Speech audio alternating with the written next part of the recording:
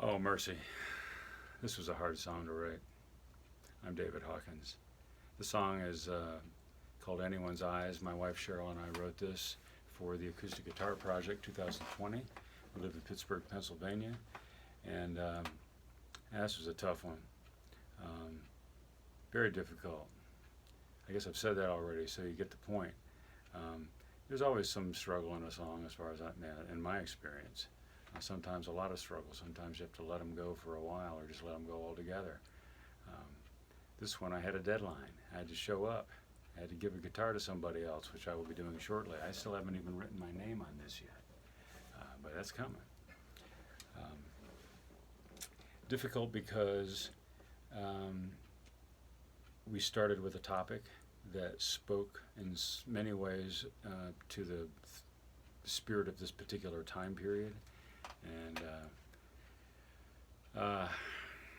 you want to write a song that's, if you want to write a song that's not political overtly anyway, if you want to write something that's spiritual but not dogmatic, if you want to write a song that is about some of the deepest struggles that people can have but not be too heavy about it, if you want it to be simple yet as complex as the topic is, if you want the rhyme to be good rhyme and not gratuitous rhyme, but you've set up a rhyming structure that's an extra challenge. Anyway, that's what we've got here. And if I can get a song to where I'm 90-95% satisfied, that's often where I have to stop. This one I knew it was going to be more like 75 or 80% satisfaction. And right now it just feels like it's a draft. It's a complete draft. There's a lot to do still. It's still one of the fastest songs I've ever written, and I needed to have the help of my wife to even get that far. So without her, this would not have. I would not be talking to you here. I'd be probably crying somewhere. Yeah, songwriting ego. You got to put that aside. I've heard people talk about the fear that they've already written their last good thing. Yeah, that last one, that was it. That was the one. That's never going to be that good again. My experience is it usually leads to something better, but there's some questionable songs along the way, and certainly some questionable drafts of songs. This one is not plausible in any normal sense.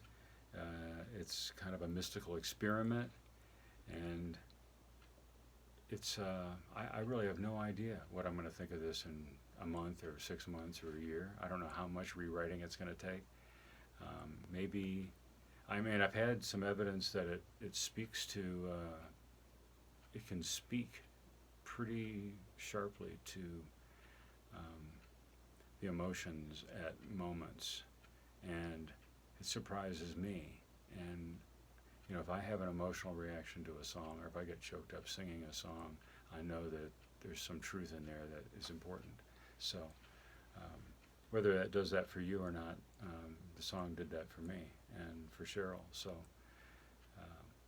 that's a good sign. I guess you can write an intellectual song or a silly song or a throwaway song, but if you're writing something that's more serious in its content or more emotionally raw or vulnerable, my experience is that I'll feel it, and I'll feel it especially when I'm singing in front of people, and I'll feel it especially when I don't expect it, and all of a sudden, bam, there it is. And it's a great thing. It's because for a moment I know I'm alive. So I'm going to leave it at that. There's so much I could rattle on about songwriting and so forth. I'll leave that for another discussion when we get together over coffee someday. I know it's going to happen.